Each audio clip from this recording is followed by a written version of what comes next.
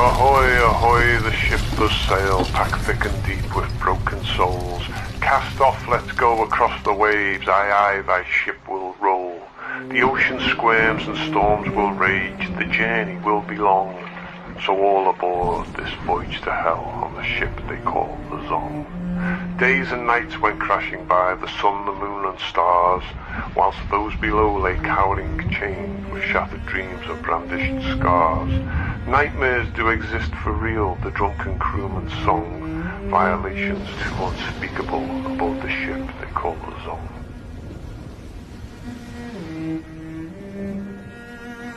The Lord shall bring a nation against thee from far, from the end of the earth, as swift as the eagle flieth, a nation whose tongue thou shalt not understand, a nation of fierce countenance, which shall not regard the person of the old, nor show favor to the young.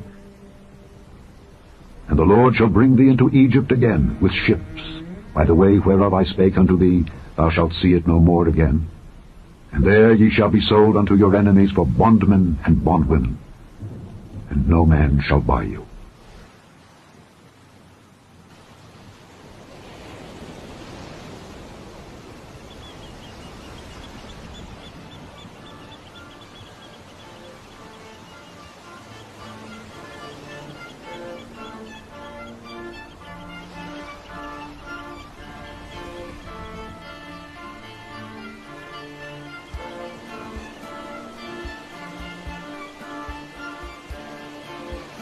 In September of 1781, the British slave ship, the Zong, set sail on a voyage not so different from thousands of others. The Zong left the Ghana coast of West Africa, carrying 442 enslaved Africans, twice the number of people the ship had been designed to carry. They headed for the British colony of Jamaica. The dark, cramped, suffocating spaces below its decks were filled with unimaginable misery. Men, women, children, chained together within a cloud of stench, heaped under a deluge of filth. Confused, disoriented, and afraid. Oxygen levels were so low below decks, often candles would not burn. This was the Middle Passage, the most treacherous leg of the Triangle Trade, a trade in which Europeans traded goods with Africa for enslaved people to work in the European colonies of the Americas. By 1781, this trade cycle had waged for nearly 300 years. Slave trading companies were well aware of the dangers of such a voyage: shipwreck, death of human cargo due to poor conditions, even slave revolt.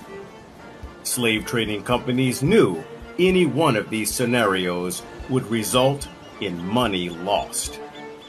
So, like most other slave ships of the day, the Zong had insurance. Just like today, insurance policies protect people from loss. If property is lost or damaged, the insurance company will pay back the value of that lost property. The slave ship Zong had such insurance just in case anything unthinkable happened. The unthinkable did happen. Due to a series of navigational problems, what should have been an 8-week journey had turned into a 3-month debacle. The Zong found itself stuck in the doldrums, an area on the Atlantic Ocean where there is the absence of wind currents.